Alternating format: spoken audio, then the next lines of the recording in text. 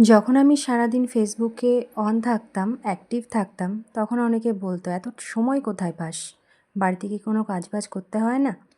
আবার অনেকে বলে, আমার হাতের নখ দেখে বলে যে, "বাড়িতে কি কোনো বাসন-টাসন মাজতে হয় না তোকে? কোনো কাজ করতে হয় না?"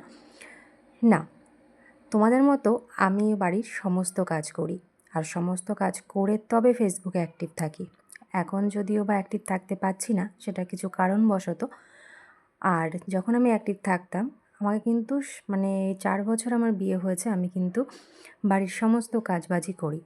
বাসন মাজা, জামাকাপড় কাচা, সমস্ত কিছু। একটা সংসারে যা যা কাজ থাকে, ঘর মোছা, ঘর ঝাড় দেওয়া, সব কিছুই কিন্তু করি।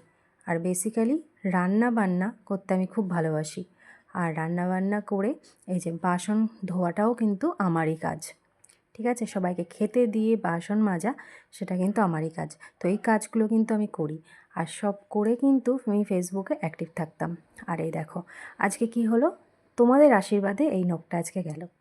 তো চলো, আমিও এইসব কাজ করি। তো তোমাদের জন্য এই ছোট্ট একটা ভিডিও দিলাম।